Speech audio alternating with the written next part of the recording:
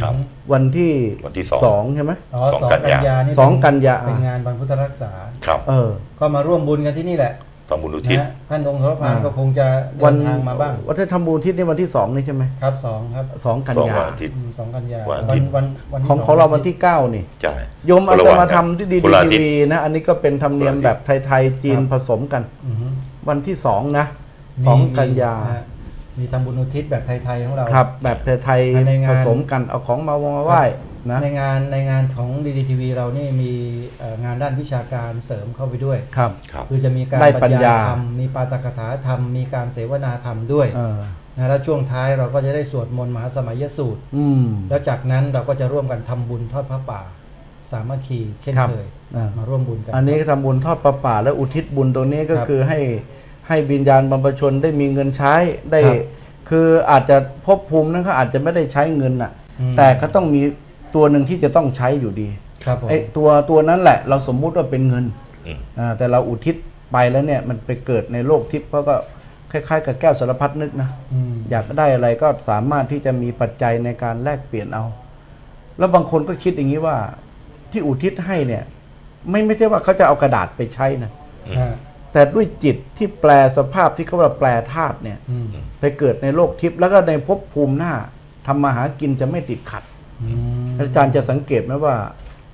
คนจีนเขาก็ว่าอย่างนี้นะแต่ทำไมเขาเกิดเป็นชาติหน้าแต่ก็เป็นเท่าแก่ทั้งนั้นเลยครับมันน่าจะมีเหตุนะจิตใจเขามั่นคงอยู่มั่นคงในบุญประเพณีวัฒนธรรมที่สืบทอดกันมาแต่โบราณแล้วรักษากันสืบมาแล้วก็รักษากันต่อไปด้วยใจเพราะสิ่งเหล่านี้ถ้าไม่ทำด้วยใจเนี่ยไม่สำเร็จ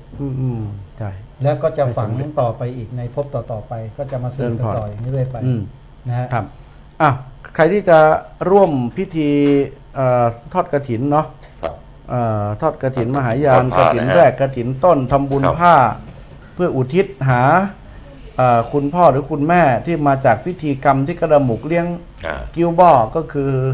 ปีหนึ่งจะทำแค่ครั้งเดียวคือการทำบุญอุทิศเจาะจงในเรื่องของผ้าเปลี่ยนเสื้อผ้าให้คุณพ่อคุณแม่ที่ท่านเสียชีวิตไปแล้วแต่หากแม้ท่านยังมีชีวิตอยู่บุญนั้นก็จะไปเสริมไปเพิ่มบุญให้กับท่านนะครับเราก็สามารถที่จะแผ่เป็นพลังบุญเป็นหนุนนำให้ท่านได้แต่หากจะทำบุญให้ดีๆนะชื่นใจก็พาท่านมาหากแม้ท่านยังมีชีวิตอยู่นะครับดีไหมดีซื้อผ้าใหม่ให้พ่อให้แม่ก็ได้บุญนะได้บุญก็เราเป็นลูกหลานเนี่ยท่านก็พึ่งหวังเราว่าเวลาตายไปแล้วก็จะทำให้เราให้หวังให้เราเนี่ยทำบุญอุทิศไปให้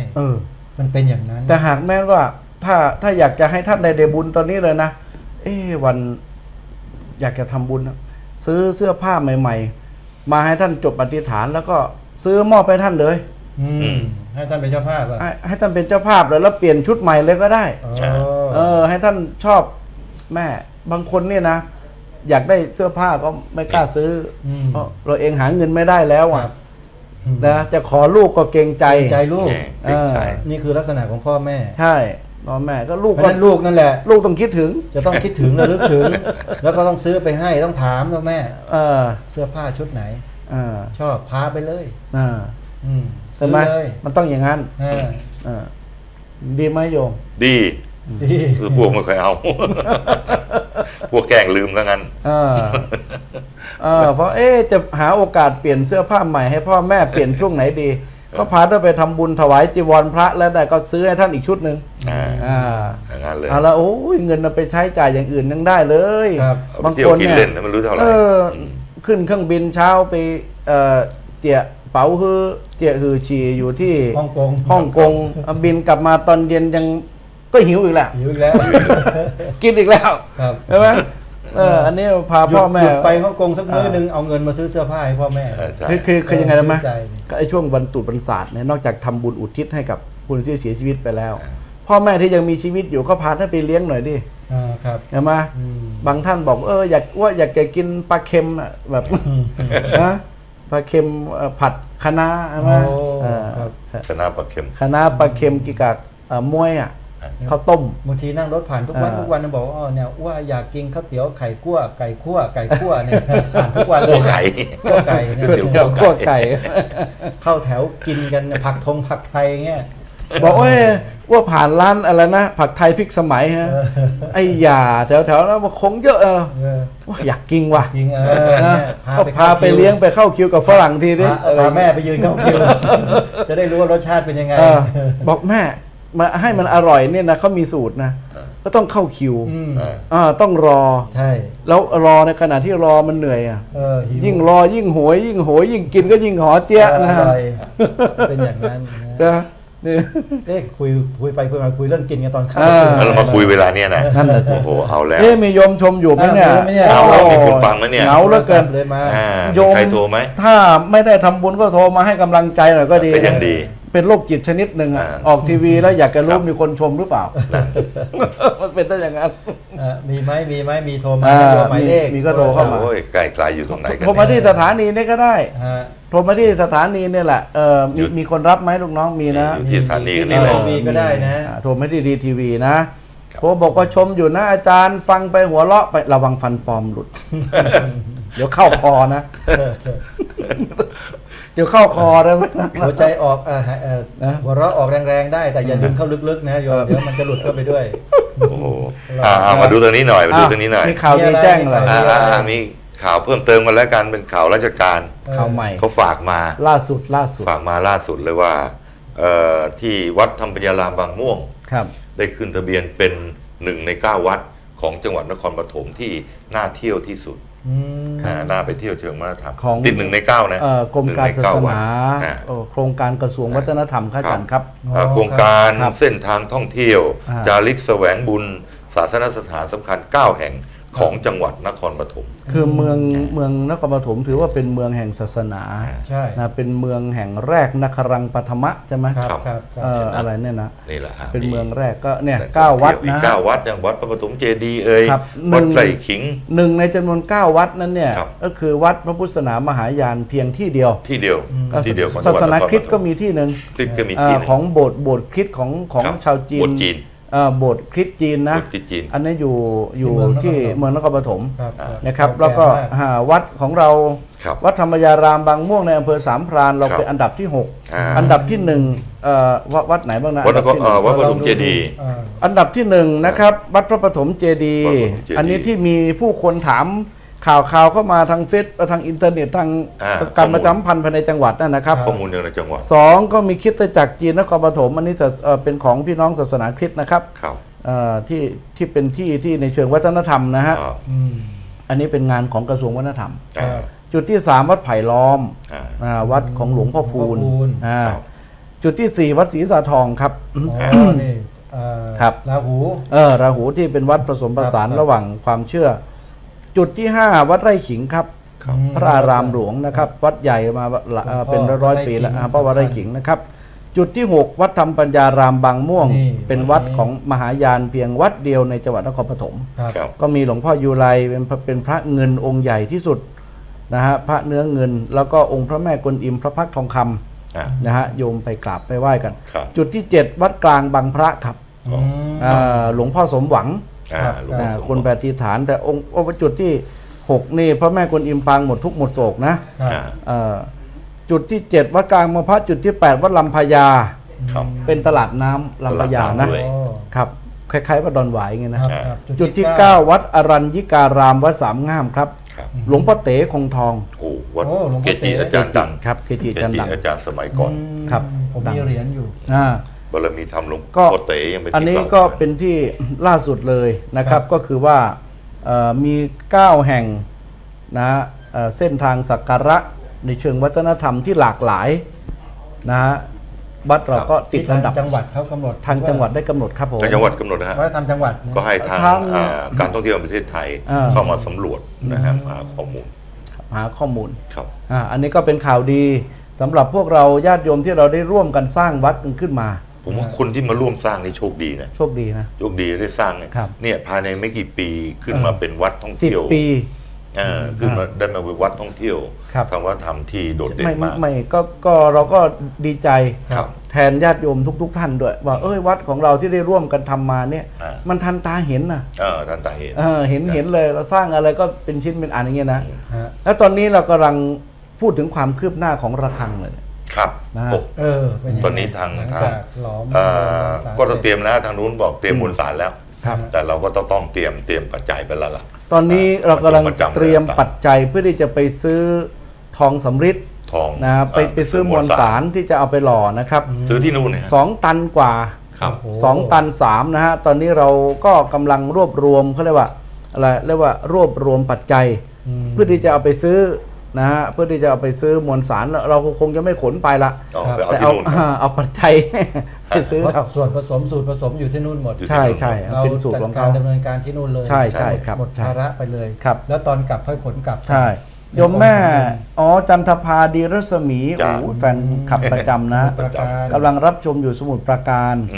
บอกว่าร่วมบุญกับ DDTV ในวันที่2 กันยาด้วยนะท่านอาจารย์วันที่2 กันยาร่วมกับ DDTV ที่จะทำบุญอุทิศกับ DDTV นะที่จะทำบุญอุทิศให้กับผู้ที่ได้ร่วมกันตั้งแต่ก่อตั้งก่อสร้างเราถือว่าท่านเป็นบรรพบุรุษบรรพชนของ DDTV เหมือนกันเพราะ DDTV เราอยู่มาได้ด้วยเงินบริจาคของญาติโยมมาตั้งแต่ร่วมตั้งสถานีโทรทัศน์ก็บางคนก็ล้มหายตายจากกันไปหลายคนแล้วนะวันนี้เราจะถือโอกาสนี้ทำบุญให้กับตอบแทนผู้ที่มีพระคุณกับสถานีโทรทัศน์ DDTV มาตั้งแต่เริ่มต้นทั้งที่ได้เอ่ยนามก็ดีไม่ได้เอ่ยนามก็ดีเราต้องมีการระลึกถึงพระคุณของท่านเหล่านั้นนะครับในวันที่2 กันยาเราจะทำบุญอุทิศหาท่านเหล่านั้นที่เป็นสมาชิกนะที่เป็นผู้ที่ได้ร่วมกันก่อตั้งมาส่งรายชื่อเข้ามาครับส่งรายชื่อเข้ามาบางคนมีญาติบางคนก็ไม่มีญาติบางคนมีคนทำบุญหาบางคนก็ลืมแต่พวกเราไม่ลืมรู้สึกว่าเราจะมีใบโพอะไรเขาเขียนด้วยยังปีนี้ไม่มีวันในเดือนกันยายนเนี่ยเรายังไม่ได้จัดทำบุญอุทิศมีใบโพมีใบโพเราจะทำเดือนถัดไปเดือนอะไรนะเดือนตุลาครับเดี๋ยวจะมีประกาศประชาสัมพันธ์อีกทีส่วนวันที่2เนี่ยเป็นวันพุทธรักษาเราจะร่วมบุญสวดมนต์เทิดพระเกียรติฟังเสวนาแล้วก็ทำบุญอุทิศในภาพรวมก่อนเริ่มต้นเนี่ยคือให้บรรพบุรุษบรรพชนต่างๆเราจะจัดโต๊ะไว้เพียงโต๊ะเดียวให้ทุกคนมาจุดธูปบอกบรรพชนเฉยๆบอกเขาว่าเดือนหน้าเดี๋ยวเราจะทำบุญอุทิศให้โดยตรงเลยนะใครมารวมกันก่อนใครนั้นพบปะสังสรรค์กันแต่ว่าเราไม่ทิ้งแต่ว่ามีงานบุญนะว่างั้นมีแน่นอนนะแล้วก็ร่วมทอดพระป่าสามัคคีกันทำบุญกันเพื่อที่จะสะสมเงินตรงนี้มาซื้อพื้นที่ทางอากาศนะให้ญาติโยมได้นั่งชมอยู่ที่บ้านแบบนี้นะครับในที่เราเห็นนี่ครูบาอาจารย์ก็จะมาร่วมกันสวดนะครับเพื่อร่วมทำบุญด้วยกันเนาะโยมเนาะบอกว่าตอนนี้สมุทรปราการฝนตกหนักมากเลยเจ้าค่ะไม่น่าเลยจังหวัดฝนตกหนักอยู่เนาะฝนตกหนักแล้วมาเกี่ยวกับดูดีทีวีไหมอ่ะเกี่ยวใช่ไหมสัญญาณยังไงบูบาบเหมือนกันนะบูบาบนะทัศนวิสัยไม่ค่อยดีบางคนก็กลัวเลยนะครับไม่กล้าเลยโยมชมอยู่ที่ไหนบ้างหนอโทรศัพท์มาแจ้งบางก็ดีนะโยมนะที่โทรเข้ามาที่สถานีเบอร์นี้ก็ได้จ้ะเอาขอสักสายที่แซมเปิลสักสายหนึ่งนะครับโยมครอบครัวดารายุทธเครือทองอันนี้ขอร่วมสมทบมาทำบุญกับวัดบางม่วงวันทอดกฐินกับทำบุญอุทิศผ้าเนี่ยนะฮะอุทิศผ้าเนี่ยร่วมมาโงกแปะอนุโมทนาสาธุนะโยมไม่เป็นไรละมากน้อยขอให้โยมได้ทำนะวันที่เรื่องความคืบหน้าของการหล่อระฆังนี่ยังไม่ได้กำหนดว่าจะเอามวลสารไปเมื่อไหร่นะเร็วๆนี้ฮะก็บางทีก็แจ้งมาวันนี้อาจจะเป็นเดือนหน้านะฮะที่เราทำพิธีหล่อที่เวียดนามนะผู้ที่จะเดินทางไปด้วยอย่างเนี้ยคือผู้ที่จะเดินทางไปด้วยเรามีวันที่จะพาไปรับเลยนะนั้นกำหนดวันแล้วเขาเรียกว่าไปรับอย่างเป็นทางการจากคณะสงฆ์และก็จะทางผู้หลักผู้ใหญ่ทางฝั่งทางนู้นยังรับเพิ่มอยู่ไหมรับอยู่ตอนนี้รับสองรับนะรับที่หนึ่งก็คือรับเจ้าภาพสร้างอันนี้กองละ 3,000 ยังรับอยู่ไปจนถึงสิ้นปีเลยจึงจะปิดบัญชีกองนี้ได้เท่าไหร่เท่านั้นแต่ว่าเปิดกองบุญไว้ให้ 2,561 คนนะอันนี้แล้วก็รับที่2ก็คือรับคนที่จะร่วมเดินทางไปร่วมรับระฆังอย่างเป็นทางการอันนั้นหมายถึงว่าหล่อเสร็จแล้ว หลอมเสร็จออกมาเป็นเอามาตั้งฉลองแล้วเอามาตั้งแล้วครับเราจะทำพิธีกันสวดที่นู่นนัดแรกเลยที่วัดพระเวิร์นเลยที่เวียดนามเลยฮานอยครับที่วัดพระเวิร์นวัดเก่าแก่นะครับอันนี้รับเราจะไปวันที่26เดินทางเช้า26เดือนพฤศจิกายนครับในจะพาญาติโยมไปชมเมืองฮานอยนะฮะโดยภาพรวมวัดเก่าแก่ศักดิ์สิทธิ์อยู่ในหุบเขาต่างๆแล้วจะพากันไปดูวิวสวยทิวทัศน์สวยวัดเก่าแก่วันที่26เดินทางนะครับไปรับระฆังสำริดใหญ่2 ตัน 3ที่วัดพับเวิร์นนึกภาพลงไม่ใช่100ไม่ใช่ย่อยของเก่านี่ก็2.50 เมตรเข้าไปแล้วนะแล้วของใหม่เนี่ยใหญ่กว่าเท่าตัวใหญ่กว่านะครับก็อยากจะให้ญาติโยมได้ไปเห็นเองเป็นระฆังใหญ่ระฆังใหญ่ไปเอาบุญด้วยกันไปเอาบุญด้วยกันระฆังใหญ่มากปฐมฤกษ์เบิกบุญนะเบิกบุญใหญ่บุญเคล็ดแห่งความมีชื่อเสียงกึกก้องประกอบกิจการโด่งดังมียี่ห้อนะทำงานอะไรก็จะได้รุ่งเรืองนะครับโยมยายจันทภาบอกว่าบอกว่าขอร่วมกับวัดทำด้วยนะวันที่ขอร่วมด้วย1 กองนะทำบุญผ้าทำบุญผ้าไตร1 ชุด1,200 บาทสาธุโยมเดี๋ยวจะเอาชื่อนี้ไปลงทะเบียนไว้ให้โยมนะครับนี่ก็แจ้งให้ทราบญาติโยมท่านใดที่จะร่วมเดินทางไป10,000เท่าไหร่นะ19,500ปกติช่วงนั้นมันไม่ได้หรอกโยมไฮซีซั่นเนี่ย25,000ประมาณเราไปแล้วเราก็ไปเรียกว่าไปสะดวกสบายนะไม่ได้ไปลำบากทุกอย่างมีการบริการดีอาหารการกินก็ดีที่พักก็ดีพร้อมตอนนี้อยู่ในระหว่างการ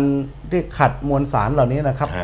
หลอมรวมไปแล้วตอนนี้กำลังจะขัดตกแต่งเป็นแท่งชนวนเราทำแล้วนะหลอมชนวนศักดิ์สิทธิ์หลอมดวงจิตเขียนรายชื่อนามสกุลของญาติโยมไปอธิษฐานรวมกันเป็น1แล้วเพื่อที่จะเอาไปเป็นเนื้อระฆังคนละแท่งก็ถือติดกันไปด้วยขอแรงพลังจิตอธิษฐานของท่านเราได้ทำผ่านขั้นตอนนี้มาแล้ววาระที่1เสร็จไปแล้วในวาระที่2ก็คือเป็นช่วงที่เราจะนำไปนี่เป็นเรื่องของคณะสงฆ์ละนะฮะนำไปเทแล้วก็วาระที่3สำคัญก็คือการไปรับในวาระที่4แห่เข้ามาที่เมืองไทยผ่านทางเมืองลาวมานะฮะวาระที่5ก็มาฉลองที่วัดธรรมปัญญารามบางม่วงมีทั้งหมด5วาระด้วยกันนะครับก็อันนี้เป็นชนวนจากเมืองไทยไปเราผ่านขั้นตอนนี้แล้วบางท่านก็ทันบางท่านก็ไม่ทันก็ยังทันที่ได้มีส่วนร่วมสร้างอยู่2,561 ตระกูล2,561 ชื่อเนี่ยนะยังทันอยู่ครับทันอยู่เป็นทองแดงล้วนๆเลยนะฮะเป็นทองแดงล้วนๆเลยอันนี้ก็แจ้งให้ญาติโยมทราบนะใครที่จะไปออกเบอร์ไหนครับไปก็ต้องโทรเข้าเท่าที่สำนักงานวัดนะฮะสำนักงานวัดที่ฝ่ายธุรการนะครับ085ครับ085 177 9169ครับเตรียมพาสปอร์ตอย่างเดียวนะฮะตอนนี้เขารู้สึกจะมีข่าว e พาสปอร์ตด้วยอะไรง่ายๆเดี๋ยวทางฝ่ายจัดการทางด้านการจัดตั๋วเขาจะจัดให้นะครับท่านใดที่ไม่มีพาสปอร์ตหรือว่ามีแล้วดูว่าอายุเกินหรือยังนะฮะดูด้วยนะฮะก็ให้ทางเจ้าหน้าที่เราเช็คให้ก็ได้นะครับโทรศัพท์ไปสอบถามแล้วก็จองที่นั่งนะครับจองก่อนเพื่อที่ได้จองตั๋วที่นั่งนะจองที่พักนะครับแล้วก็เตรียมการบริการอะไรต่างๆให้เพียบพร้อมเพราะฉะนั้นบางคนไปจะได้ไม่เดือดร้อนนะบางทีลูกหลานฝากไปบอกดูแลอากงอาม่าให้ด้วยดูแลไม่ดีจะว่าไม่ต้องห่วงนะวันนั้นท่านรู้สึกว่ามืออาชีพเนาะมืออาชีพอาจารย์วิโรจน์ตั้งวานิชอาจารย์วิโรจน์ตั้งวานิชเป็นวิทยากรให้ท่านก็พยายามนะแล้วก็ฟิตร่างกายเต็มที่เหมือนกันครับวันนี้จะมาออกรายการเหมือนกันแต่บังเอิญต้องเข้าโรงพยาบาลตรวจร่างกายนะครับเพราะอายุ69แล้วจะ70แล้ว70แล้วก็เตรียมเนื้อตัวร่างกายต่างๆให้เรียบร้อยนะครับก่อนที่จะเดินทางนะครับอันนี้เป็นเรื่องที่3แล้วเราแจ้งเลยนะเรื่องระฆังนะครับสำหรับโยมที่จะทำบุญกองทุนยังรับอยู่จนถึงสิ้นปีนะโยมนะครับกองทุนละ 3,000 บาทนะฮะ 3,000 บาทนะแล้วรายชื่อท่านก็จะได้รับการจารึกไว้ด้วยครับใครจะสนใจก็โทรแล้วใครที่จะร่วมเดินทางไปที่เมืองฮานอยนะไปเวียดนามด้วยก็ ไปหลายเมืองนะไปวัดเก่าแก่วัดนี้นะฮะหลายเมืองนะตั้งแต่เหนือสุดเลยแหละครับอย่างซาปายอย่างนี้ไปอย่างอันนั้นเนี่ยเป็นโปรแกรมแถมเป็นที่ท่องเที่ยวของจริงๆเราไปทำบุญไปไหว้พระแต่แถมให้แต่แถมไปด้วยเราจะเจตนาจริงๆเราจะไปรับระฆังเราแล้วพาโยมไปทำบุญระฆังแล้วเอาบุญนะอาจารย์เพราะอะไรสะสมบุญนะใช่อยากจะมีความสุขก็ต้องสะสมบุญนี่เพราะพระพุทธเจ้าพระองค์ก็ได้ตัดไว้ชัดเจนนะสะอะไรนะสุโขปุญญัสสะอุตโยใช่ไหมการสั่งสมบุญนำสุขมาให้สั่งสมกับสะสมภาษาไทยเราเนี่ยนะก็คือเพิ่มบุญอ่ะการเพิ่มบุญนั้นเราก็ทำบุญนี่เราก็ทำบุญโน้นเราก็ทำอย่างเงี้ยหลายคนเนี่ยมองข้ามเรื่องการสั่งสมบุญท่านองค์สรพานคล้ายๆกับสะสมแต้มการเติมน้ำมันครับถูกต้องเบนซินเนี่ยนะเหมือนเราฝากเงินนะว่าเกิดมาไม่ได้ทำบุญว่าเกิดเหมือนเราฝากเงินไว้ธนาคารนะครับครับเป็นไงมันไม่ลดมันจะเพิ่มแต่ดอกมันเพิ่มขึ้นนะลักษณะเดียวกันถ้าไปฟังอาจารย์บรรจบบรรยายเรื่องบุญญาฤทธิ์เนี่ยทุกคนนี่จะร้องอ๋อเลยโอ้โหเสียดายรู้งี้ทำบุญทุกรอบทุกครั้งที่รู้ที่ได้ยินดีกว่าเพราะมันเป็นการสั่งสมแบบว่าสั่งสมทบไปเรื่อยๆจนมีพลังบุญมากมายจนกระทั่งสามารถทำให้เกิดการแคล้วคลาดทำให้เกิดอะไรต่างๆที่ดีกับชีวิตอ่ะพูดง่ายๆโดยที่ไม่ต้องไปมีอิทธิฤทธิ์อิทธิเดชอะไรเลยเพราะนี่ก็คือฤทธิ์อย่างหนึ่งคือเขาเรียกว่าบุญญาฤทธิ์ทุกอย่างสำเร็จได้ด้วยบุญที่เราทำนี่แหละแม่ชื่นใจฟังแล้วชื่นใจนะเพราะว่าเราสะสมอ่ะเราชอบสะสมบุญผมไปอ่านชาดกอยู่เรื่องหนึ่งครับผมนึกว่ามีแค่อนาถบิณฑิกาเศรษฐีกับนางวิสาขามหาบาสิกาที่เป็นเศรษฐีนะครับจริงๆยังมีเศรษฐีที่มากกว่าอนาถอีกนะมีเหรอไปอ่านดูนะโชติกะเศรษฐีโชติกะโอ้โหได้แก้วรัตนะมาจากนู่นครับรู้ไหมเมียเขาคนที่ไหนไม่รู้อุตรกุรุทวีปเมียของโชติกาเศรษฐีทั้งนั้นคนไทยเราจึงเอาคำนี้มาเป็นตำแหน่งเขาเชิญจากอีกโลกหนึ่งนู่นนะของเศรษฐีนะเป็นภรรยาในโลกใบนี้เป็นโชดึกแล้วก็เปิดขุมทรัพย์แจกทานให้กับชาวชมพูทวีปเนี่ยทั้งทวีปเลยนะ16แคว้นเนี่ยโอ้โหมารับแล้วก็บอกว่าทรัพย์ในขุมทรัพย์ของมหาเศรษฐีเนี่ยไม่พร่องเลยแม้แต่นิดเดียวมันเต็มบริบูรณ์อยู่แล้วเพราะการสั่งสมบุญตลอดสะสมตลอดชาติก่อนๆเนี่ยคือใครบอกบุญทำใครบอกบุญทำคล้ายๆกับเป็นบุญของพระเจ้าจักรพรรดิเนาะถูกต้องฮะคือทำอย่างเต็มใจแล้วผู้ยินดีด้วยแล้วก็แถมเอาไปให้คนอื่นเขาทำทรัพย์พระเจ้าทรัพย์มันจะมาทรัพย์ของจักรพรรดินี่ไม่มียุบนะไม่มียุบไม่มียุบเขาบอกว่าโชติกาเศรษฐีคนเนี้ยมีทรัพย์ดุจดังกับพระเจ้าจักรพรรดิแน่เห็นไหมมันต้องเป็นพระเจ้าชาติศัตรูพากองทหารไปปล้นที่บ้านแกไปอยู่ที่เชตวันกำลังฟังเทศน์พระเจ้าอยู่ทหารถูกยักษ์ไล่หนีออกจากบ้านเขาเฝ้าสมบัติอยู่ผมอ่านดูแล้วโอ้โหขนาดนี้เลยมีเรื่องแบบนี้ด้วยจริงๆเนี่ยเพราะการทำบุญไงเนี่ยพวกเรามาบอกญาติโยมเนี่ยคนมีบุญเท่านั้นนะคนมีบุญเท่านั้นนะเนี่ยคนมีบุญนะที่นั่งฟังมีบุญที่นั่งฟังคนมีบาปก็ฟังไม่เท่าไหร่ก็หมุนหนีแล้วไปดูละครดีกว่าไปดูหนังดูละครแต่นี่คนมีบุญมากกว่าไปนั่งฟังพระไม่ได้อะไรคนที่มีบุญมากกว่าและจะได้เป็นลูกหลานโชติกะเศรษฐีอย่างที่บอกก็คือคนที่ร่วมทำบุญทำด้วยจิตใจที่ศรัทธาที่มั่นคงนะบอกอะไรไปก็ทำด้วยโยมทำด้วยจะมากจะน้อยจะอะไรเนี่ยมันไม่ได้สำคัญขอให้หัวใจนะขอด้วยนี่แหละที่อาจารย์ถามว่าทำไมถูกจังอ่ะเราไม่ได้เป็นตีราคาครับแต่เราอยากได้พลังจิตนี่แหละสำคัญอยากจะให้โยมได้มีส่วนร่วมและโยมจะได้สะสมบุญให้กับตัวเองฝึกทำบุญเอาไว้โยมบุญแบบที่ว่าเนี่ยคือเต็มใจตั้งมั่นทำให้เต็มที่ใช่นะแล้วตั้งใจทำจริงๆเถอะแล้วบุญจะได้มากกว่าโยมเอาเงินไปบริจาคที่ไหนเป็นล้านเป็นแสนซะอีกทำบุญในพระพุทธศาสนาเนี่ยโยมเศรษฐีใหญ่ๆในบ้านเราเนี่ยนะก็มันก็น่าจะมีทำบุญใหญ่ๆแต่ก็ไม่ค่อยมีชื่อนะครับแปลกจังเลยนะบ้านเราในเมืองพุทธแท้ๆนะฮะแต่ก็ยังไงก็เชิญชวนนะโยมอย่างนี้แต่ตอนนี้โปรเจกต์ของเราอีกงานหนึ่งก็คืองานสารต่อปฏิฐานของอดีตเจ้าคณะใหญ่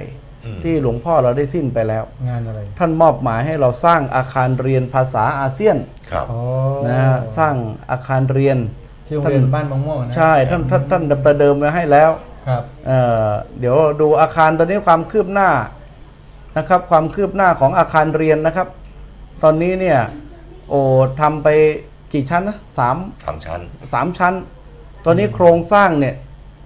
เป็นอย่างที่เดี๋ยวโยมจะได้เห็นในภาพอาคารโครงสร้างเนี่ยคือไปแล้วล่ะเรียบร้อยแล้วแต่ก็เหลือหลังคากับการห้องตกแต่งนะครับแล้วก็สร้างห้องน้ำห้องเรียนนะครับนี่ไม่มีราคาล่าสุดถ้าเสร็จมานี่สวยมากเลยตอนนี้ขาดอยู่ประมาณ10 ล้านก็บอกตรงๆแหละโยมนะไม่มีโกหกไม่มีปิดบังสร้างไปแล้วนี่10 ล้านครึ่งทางแล้วอีกครึ่งทางก็ยังเหลือส่วนหลังคาแล้วก็ห้องน้ำที่อยู่ใต้บันไดนะห้องน้ำใต้บันไดแล้วก็กั้นห้องนะฮะกั้นห้องแล้วก็มีอุปกรณ์การเรียนติดวงกบประตูหน้าต่างระบบไฟระบบน้ำนะครับวงกบประตูหน้าต่างอย่างที่โยมบอกนะขึ้นป้ายอะไรให้เรียบร้อยแล้วก็จะได้อยากจะให้เสร็จเร็วๆเหมือนกันโยมคนไหนมีเงินเยอะนะแบ่งมาสร้างโรงเรียนคืนกำไรให้กับสังคมว่าตายไปก็เอาไปไม่ได้จริงๆนะมีเยอะเกินบางครั้งก็แย่งกันอีกทะเลาะเบาแวงกันพี่น้องขาดกันบ้านแตกสลายขาดพอเกิดความโลภเข้าบังตาตอนนี้ก็มีความตนีเข้าบดบังวิสัยทัศน์ในการมองอีกแทนที่จะมองมุมกว้างกลายเป็นว่าแคบไปอีกเห็นไหมอันนี้โรงเรียนที่เขาต้องการนะเป็นโรงเรียนที่พอดีอยู่ตรงข้ามกับวัดจริงๆแล้ววัดเนี่ยเป็นทางผ่านไปวัดดังด้วยนะใช่หลายๆคนวิ่งผ่านไปเลยไปนู่นหมดเลยวัดดังเยอะแยะเลยไม่แวะวัดนี้บ้างเลยนะวัดเนี้ยทางผ่านเลยนะโยมวัดธรรมปัญญารามบางม่วงเนี่ยโยมนะเป็นทางผ่านเลยถ้าโยมจะไปวัดถ้าโยมจะไปวัดหลวงปู่รุ่งก็แวะมาตรงนี้ซะก่อนแล้วค่อยไปหรือจะไปวัดท่าไม้ก็แวะมานี้ก่อนแล้วค่อยไปเพราะมันเป็นทางผ่านจริงๆนะช่วยกันสร้างโรงเรียนให้เสร็จนะโยมนะพวกดาราผ่านบ่อยผ่านจะเข้าไปวัดไร่ขิงก็ได้เช่นนี้ฮะวัดบางช่างใต้บางช่างเหนือวัดเชิงเลนแถวนั้นนะวัดเชิงเลนนี่เก่ามากโอ้เชิงเลนเก่ามากล้นเก้าล้นเกล้ารัชกาลที่5ทรงเสด็จเส้นประพาสเส้นน้ำแม่น้ำท่าจีนแล้วแวะเสวยที่ศาลาทรงเสวยแวะอยู่ตรงวัดเชิงเลนไปแล้วยังมีศาลาเก่าของที่พระองค์ทรงประทับอยู่เลย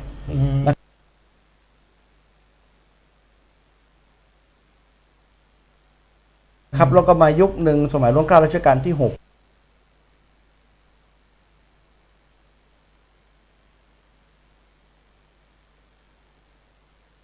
ก็ทรงเสด็จ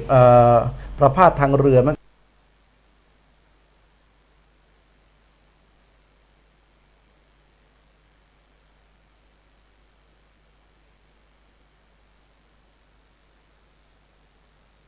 กันปรากฏว่าเขามาตามรอย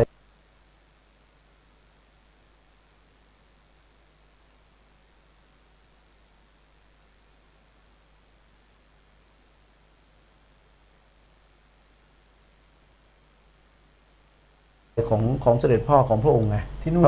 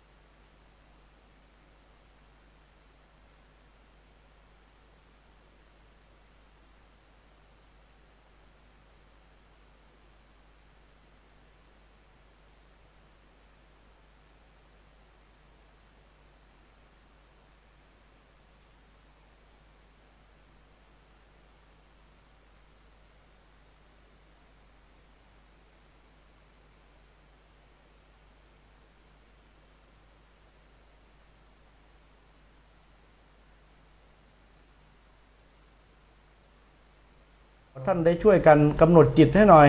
แล้วก็ช่วยกันไปชวนใครที่ชอบสร้างโรงเรียนอยากจะสร้างปัญญาบางคนเป็นเท่าแก่เรียนน้อย นะเป็นเท่าแก่เนี้ยเรียนน้อยไม่ได้ร่ำได้เรียนหนังสือนะครับกว่าจะตั้งตัวได้ก็ยากลำบากยากเย็นแสนเข็ญไงนะลูกเต้าอยากจะเลื่อนชั้นเป็นเจ้าคนนายคนเป็นข้าราชการมีความรู้มีปัญญาก็นี่พาลูกพาหลานมาทำตรงนี้นะดีจะได้หนุนนำให้มีสติมีปัญญาเข้าถึงธรรมบรรลุธรรมได้นะครับมีปัญญาเนี่ยสั่งสมบารมีตรงนี้ท่านคือชาวบ้านอยากได้นะครับเพราะจะได้ส่งบุตรหลานเข้ามาเล่าเรียนเราจะมีทอดพระป่าวันที่7นะครับวันที่7 ตุลาบ่ายโมงเดี๋ยวประชาสัมพันธ์กันเรื่อยๆครับแล้วก็รู้สึกว่าจะเป็นวันที่สมาคมคณะอักษรศาสตร์จุฬาลงกรณ์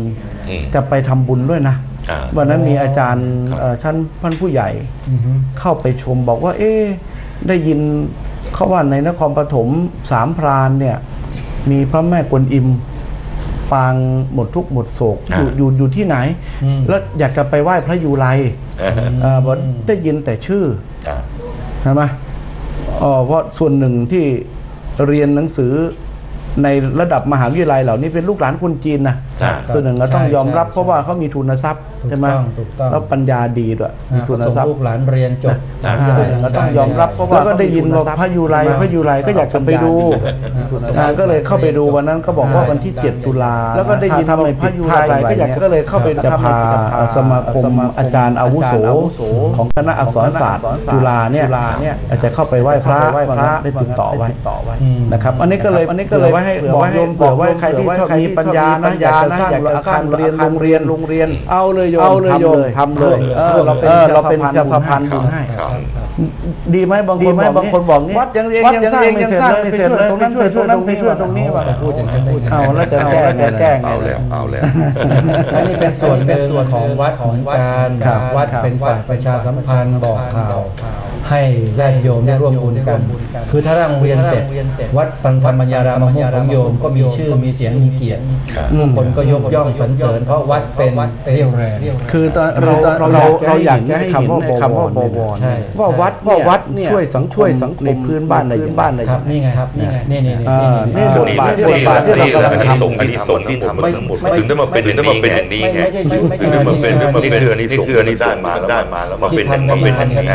แล้วทำไมอยู่ดีๆไม่งั้นเราจะรู้ได้ไงว่าวัดนี่มีประโยชน์ก็ทำคุณประโยชน์อะไรบ้างไม่ใช่เรื่องง่ายนะไม่ง่ายทำไมจะมีอะไรที่โดดเด่นขนาดนั้นวัดนี่มีประโยชน์ไม่มีใครสนใจแล้วเป็น1 ใน 9วัดภายในระยะ10 ปีเนี่ยทางราชการได้มองเห็นเนี่ยนะผมก็คิดว่านี่เป็นรางวัลทางสังคมนะคือทางราชการจัดให้วัดธรรมัญญารามบางม่วงเป็น1 ใน 9วัดสถานท่องเที่ยวจังหวัดนครปฐมบางม่วงก็10 ปีมาได้เขามีเกณฑ์นะอาจารย์ผมไปดูว่าทำไมคุณสมบัติตรงไหนที่ได้นะที่ได้จากการทำงานที่เราเสียสละล้วนๆในวัดบางม่วงตลอด10 ปีเนี่ยนะฮะแล้วญาติโยมก็ถามหาไม่ขาดมีการโทรเข้าไปที่จังหวัดไม่ได้ขาดวัดนี่อยู่ตรงไหนยังไงแล้วอีกอย่างนึงนะครับคืออันซีนนะอันซีนคือกับ Amazing Thailand เนี่ยมันเป็นกระแส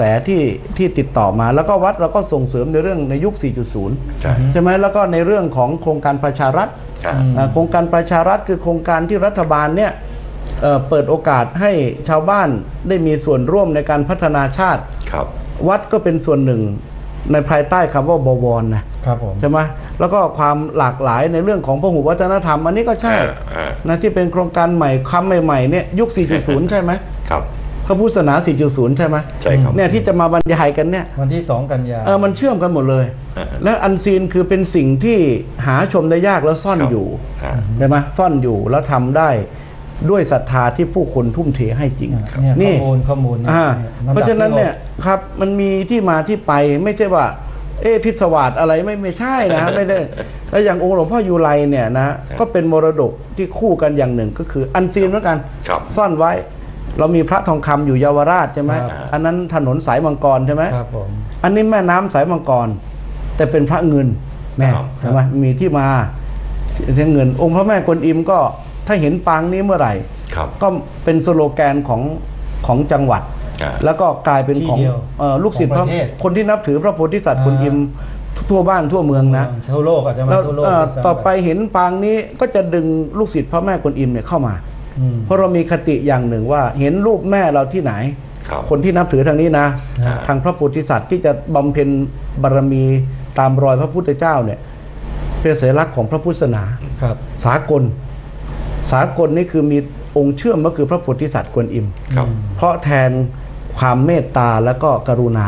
ที่นี่จะเป็นแหล่งบุญที่คนมาและนี่จะต้องช่วยเหลือสังคมใช่ไหมทั้งคนเป็นแล้วก็คนตายเกิดแก่เจ็บตายครบวงจรอาจารย์มันเป็นที่มาที่ไปคนก็จึงพอเห็นตัวนี้ปั๊บก็จะต้องมาแหละนี่เป็นอย่างนั้นเห็นเอกลักษณ์อันนี้ไม่มีที่ไหนละนี่ผมว่าจังหวัดเขาก็ตาถึงนะแอบมาดูเรื่อยแอบมาดูเรื่อยผู้ว่าราชการจังหวัดก็มาเปิดให้วัดเป็นศูนย์กลางอะไรอินทรีย์เกษตรอินทรีย์โยมที่เขาทำเกษตรอินทรีย์มาหลังขดหลังแข็งเนี่ยนะไม่รู้จะไปขายที่ไหนอ่ะไม่มีขาดไม่มีการประชาสัมพันธ์มันไม่มีแหล่งขายวัดนี้เปิดโอกาสให้ชาวอาจารย์ลองคิดดูดิแม้แต่กล้วยนะหวีละ20 บาทเนี่ยนะไปหาซื้อที่ไหนครับกล้วยหอมตอนนี้ยิ่งสารจีนตอนนี้ไปซื้อหวีละ60 บาทต้องซื้อไม่ได้เลยไม่มีที่บ้านว่าขาย20 บาทแล้ววัดของเราเนี่ยทางผู้ว่าราชการจังหวัดก็เห็นแล้วนะโดยเฉพาะท่านรองผู้ว่าเนาะถ้าก็มาดูเองแล้วก็เซ็น MOU ร่วมกันบอกว่าเราจะเป็นศูนย์กลางให้กับชาวบ้านได้โดยทำงานล้วนๆเลยอาจารย์นะก็เลยเอามาเล่าให้ญาติโยมได้ฟังว่าทีมงานของเราเนี่ยอย่าง 4.0 นี่ชัดเจนออกดีทีวีมันทุกวันอย่างเงี้ยใช่ไหมแล้วยังมีเพจมี Facebook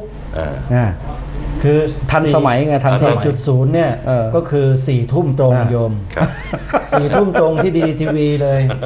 4.0 นะคืออันนั้นพอ4 ทุ่มแล้วเปิดดูแล้วเจอแน่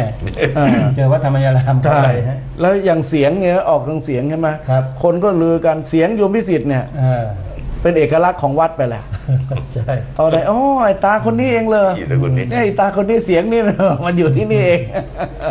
มันเป็นอย่างนั้นคือยุค 4.0 จริงๆนะอันนี้ก็เล่าให้ฟังนะครับอ้าวผ่านไปเรื่องโรงเรียนมันเรื่องที่5แล้วอย่างไรมันรู้สึกว่าเรื่องที่6แล้วมั้งเนี่ยนะก็ย้ำเรียนนิดนึงกันแล้วกันว่ากิจกรรมของวันทอดกฐินเนี่ยกฐินมหายานเนี่ยกฐินมหายานทุกท่านที่เคยไปแต่คงทราบดีว่ากิจกรรมของเราเป็นยังไงเพราะฉะนั้นการถวายผ้าการถวายผ้าเนี่ยสำคัญจริงโยมปราณีตสนิทวรรณะบอกว่าขออุทิศให้กับคุณแม่จบวัฒนจิตเจ้าค่ะโยมแม่จบวัฒนจิตเนี่ยเป็นโยมแม่ของโยมปราณีตสนิทวรรณะนะโยมรับจองให้1 ชุดโทรไปหาพระแล้วเจ้าค่ะสาธุอนุโมทนาอาจารย์โอ๊ตนะเบอร์พระอาจารย์โอ๊ตขึ้นแล้วเนาะขึ้นหรือยังขึ้นแล้ว099 099เนี่ย713 1891นะโยมนะโทรไป085177999นี่เบอร์กลางโทรไปตอนนี้เจ้าที่เขาไม่ได้อยู่แล้วกลับบ้านแล้วต้องขอไปกินข้าวแล้วนะครับ0997131891โยมโทรแจ้งได้เลยว่าจองชุดผ้าไตร1 ชุดเพื่ออุทิศให้กับใครนะฮะแล้วระบุให้ชัดเจนแล้วโทรเลยเบอร์099นี่ไม่มีนอนนะนอนฮะไม่มีนอนครับนอนเดี๋ยวดึกก็นอนละแต่นอนดึกหน่อยลุ้นให้เรียนจบพระเนนที่วัดต้องเรียนหนังสือนะตอนนี้ดุษฎีบัณฑิตกี่รูปแล้วเนี่ยรูปเดียวนะจบแล้วพี่กุศลตอนนี้ก็จะขยับขยายไปเป็นอาจารย์เข้าไปอยู่ในวงการศึกษานะครับก็แปลงทางให้ไปเรียนแล้วต้องเอาไปใช้นะครับถ้ามาบวชอยู่เฉยๆไม่ได้ถ้าบวชอยู่ต้องทำงานถ้าบวชอยู่ไม่ทำงานสึกไปไปทำมาหากินไม่ให้มาอยู่ในวัดไล่ส่งเลยนะลูกศิษย์บางคนเนี่ยขี้เกียจไม่ยอมออกไปทำมาหากินจะมานอนอยู่แต่ในวัดเนี่ยไม่เอาครับต้องออกไปทำกินมีอายุน้อยอะไรเงี้ยนะครับแล้วก็เดือดร้อนก็มาคุยกันเราอยากจะพบปะสังสรรค์กันก็ในวันกฐินนะวันกฐินมหายานวันที่9 กันยายนเพราะนั้นวันที่9 กันยาเนี่ยขบวนแห่ก็คงไม่น้อยกว่าปีที่แล้วแหละนะผมว่าประมาณนั้นนะฮะแต่ปีนี้อาจจะมีอะไรเพิ่มเติมขึ้นมาเพราะทางคณะเจ้าภาพนะก็เริ่มทยอยเข้ามานะครับ บางคนก็ตั้งกองผ้าป่ามาร่วมใช่บางคนก็เอาไปทอดผ้าวันนี้นะครับอาจารย์บางคนก็ไปตั้งกองทุนร่วมเราเห็นศรัทธาญาติโยมที่มาเนี่ยแน่นอนครับเป็นรุ่นผู้ใหญ่ครับเพราะว่าท่านได้เห็นเจตนาของพวกเราชัดเจนนะแล้วก็ได้เห็นทางบุญชัดเจนเมื่อวานมีคุณหมอใหญ่นะของ WTO นะขององค์กรระหว่างประเทศทีเดียว WTO ครับมา WTO นะไปที่วัดเมื่อวานไปถามข้อมูลเรื่องศูนย์เบาหวานท่านบอกว่าชอบใจมากเลยที่หลวงพ่อบอกว่าเป็นโรคเอดส์คิดถึงวัดพระพุทธบาทน้ำพุใช่ทีแต่ถ้าเป็นเบาหวานเนี่ยให้มาที่วัดธรรมปัญญารามบางม่วงก็เลยจะตามมาดูว่างั้นมาดูให้เห็นจริงโอ้แล้วก็ท่านก็ซื้อไปชุดใหญ่เลยนะครับแล้วจังถวายให้ผมอีก2 กระปุกรู้ใจรู้ใจตัวเองก็ทานนะเพราะว่าศูนย์ทอออกเบาหวานเราบอกแล้วว่าศูนย์ทอออกเบาหวานเนี่ยนะปกติเนี่ยนะครับอาจารย์เข้าไปตรวจเลือดกันทีเนี่ยโรงพยาบาลเอกชนนี่1,500 บาทนะ1,500 บาทต่อครั้งนะอาจารย์แต่นี่เราให้ฟรีตรวจให้ฟรีเลยครับเนี่ยแล้วตรวจด้วยเครื่องมือที่ทันสมัยมีเครื่องมือที่ประมวลเขาเรียกว่าประมวลน้ำหนักโดยมวลรวมนะครับเครื่องนี้ของญี่ปุ่นนะนำเข้าจากญี่ปุ่นในเมืองไทยของเรามีไม่ถึง5 เครื่องนะวัดบางม่วงศูนย์ทอออกเบาหวานเราเป็น1 แห่งนะก็ญาติโยมมีไปเฉพาะวันเสาร์และวันอาทิตย์ครับโยมบอกว่าเนี่ยผมอายุ70 ฝ่าแล้วอาจารย์ว่างั้นเป็นแพทย์เป็นหมอใหญ่นะเป็นนายแพทย์เลยไม่อยากจะลองนวัตกรรมจากสวิตเซอร์แลนด์ว่างั้นนะครับอยากจะลองนวัตกรรมจากสวิตเซอร์แลนด์ว่าน้ำตาลไม่ลดสักทีไม่ต้องลองใช้ได้เลยผมก็เลยบอกว่าโยมมาเนี่ยถูกทางแล้วเขาบอกว่าสมัยหนุ่มๆผมไม่เคยกลัวเลยนะอาจารย์ว่างั้นพ่อเตี่ยมาจากเมืองจีนส่งให้เรียนหนังสือไงแล้วหนุ่มๆเนี่ยก็นะทำอะไรกินก็กินตีก็ตีชกก็ชกแทงก็มันไม่เคยกลัวว่างั้นแต่วันนี้พออายุมากครับมาฟังธรรมมาปฏิบัติธรรมแล้วชักจะกลัวว่างั้นอยากจะได้บุญดูดิอยากจะได้บุญพูดอย่างงี้หมอนะอาจารย์นะก็เลยเห็นเราทำงานช่วยเหลือคนนี่อยากจะมามีส่วนร่วมเดี๋ยวนี้คนทั่วโลกเขาเริ่มเห็นความสำคัญของศาสนาพุทธเพิ่มขึ้นแล้วเราคุยกันนอกรายการเมื่อสักครู่นี้เดี๋ยวคุยหน่อยสิข่าวดียังไงนะครับในทั่วโลกตอนนี้นะฮะรู้สึกว่ามันสวนกระแสกับบ้านเราซะเหลือเกินนะเรื่องสถานการณ์พระพุทธศาสนาในโลกยุค 4.0 จริงๆเป็นยังไงเรารู้ข่าวได้เร็วมากตอนนี้เนี่ยนะครับเรื่องจริงที่เกิดขึ้นที่ประเทศนอร์เวย์นะนอร์เวย์ซึ่งสำนักข่าวต่างๆตอนนี้กำลังตีแผ่ไปทั่วโลกเพราะว่ามกุฎราชกุมารนะกับผู้หญิงอะเป็นกับราชกุมารีนะทั้งเจ้าผู้ชายเจ้าผู้หญิงว่างั้นเถอะเข้าวัดครับโอ้โหไปเยี่ยมวัดเวียดนามภาพนี้นะครับวัดเวียดนามเมื่อวันที่22 สิงหาคมเร็วๆนี้เองนะท่านทรงนามว่าเจ้าชายโฮคุนนะครับเป็นมกุฎราชกุมารแห่งนอร์เวย์นะพร้อมเจ้าหญิงเมโทเรมาริสเนี่ยนะครับมกุฎราชกุมารีมกุฎราชกุมารีแห่งนอร์เวย์นะครับพระชายาถ้าเป็นพระชายาเสด็จเยือนวัดพุทธเวียดนามในเมืองเจสซิมในเมืองเจสซิมซึ่งเป็นวัดหนึ่งในวัดพุทธที่ใหญ่ที่สุดของประเทศนอร์เวย์เป็นวัดพุทธมหายานครับก่อตั้งปี25ปัจจุบันมีสมาชิกที่ประกอบไปด้วยชาวเวียดนามอพยพแล้วก็นอร์เวย์ท้องถิ่นและชาวเวียดนามอพยพครับอันหนึ่งพระพุทธศาสนากำลังขยายตัวอย่างรวดเร็วในยุโรปโดยคนยุโรปเนี่ยสนใจศึกษาแล้วก็ปฏิบัติสมาธิภาวนาเอาแล้วนะกันมากขึ้นนี่เขาสนใจอันนี้ก็โด่งดังแต่เป็นข่าวดังพอมาดูประเทศไทยเราประเทศไทยเราพระก็พาทำนะโยมไม่เสร็จก็ไม่พาทำตอนนี้นะอย่างวัดห้วยตะโกมั้งสวดมนต์เที่ยงคืนที่ไหนอ่ะที่จังหวัดนครปฐมเนี่ยห้วยตะโกหรือห้วยจระเข้มาห้วยตะโกวัดวังตะกูขออภัยไม่ใช่ห้วยตะโกจังหวัด เพราะเจ้าหน้าจังหวัดเนี่ยสวดมนต์เที่ยงคืนวังตะกูใช่ไหมวังตะกูอ๋อเหรอฮะวังตะกูกับตะโกเนี่ยผมก็จำสับกันอยู่เนี่ยสวดมนต์เที่ยงคืนนะสวดมนต์เที่ยงคืนโยมก็จะไปกันโอ้โหเดี๋ยวนี้เพิ่มเหยียบเกือบไป 2,000 คนแล้วแต่ก่อนเริ่มต้นจาก20 คนนะครับสวดไปสวดมาคนมากขึ้นตอนนี้ยันอยู่ประมาณ 700-800 ไม่ต่ำกว่านี้ข่าวนี้เนี่ยเป็นนิมิตหมายที่ดีนะครับราชวงศ์ชั้นสูงของประเทศนอร์เวย์โอ้ท่านอาจารย์สนใจทรงสนพระไทยสนพระไทยเรื่องของศาสนาพุทธ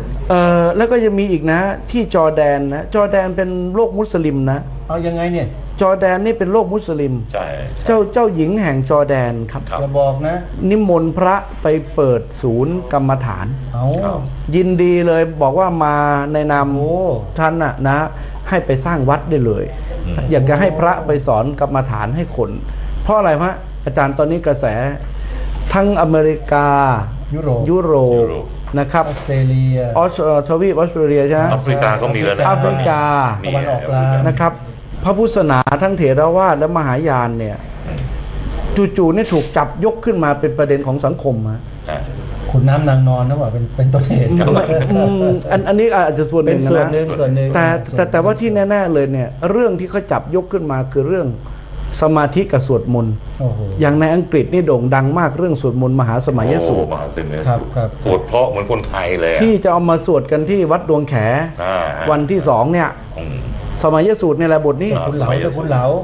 วัดผมเองหลวงพ่อเจ้าคุณเหลาใช่วัดมหาธาตุที่ท่านบอกว่าสมัยหนึ่งท่านยกตู้บริจาควิ่งหนีนี่กลัวครับนั่นแหละอ๋อนั่นนะฮะเดี๋ยวมากันแน่มันจะปล้นจะปล้นแล้วก็ดูท่าไม่ดีมันจะมางัดตู้บริจาคแล้วก็คว้าตู้วิ่งเลยท่านบอกเป็นข่าวดีครับเป็นข่าวดีเหลืออีก3 นาทีท่านหนุ่มกบาลข่าวดีลืมเลยก็เลยบอกว่าทั่วโลกตอนนี้นะครับสนใจพระพุทธศาสนาเป็นกรณีพิเศษครับเราอยากจะให้ประเทศไทยของเรานะเปลี่ยนมุมมองในยุค 4.0 ว่าควรจะเผยแผ่พระพุทธศาสนาอย่างไรในเชิงบวกนะครับอย่าเอาข่าวลบมาเผยแพร่เลยข่าวลบของมันเน่าอยู่แล้วจะเอามาออกทำไมเอาเก็บไว้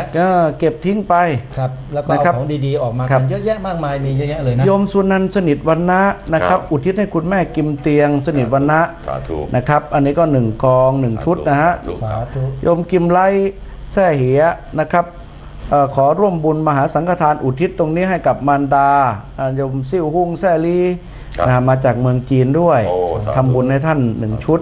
อนุโมทนาสาธุโยมเอาเบอร์ที่ให้ไว้จดไว้กันแล้วกันนะตอนเชิญโยมพิสิทธิ์นิดนึงเพราะฉะนั้นงานกิจกรรมงานทอดกฐินมหายาน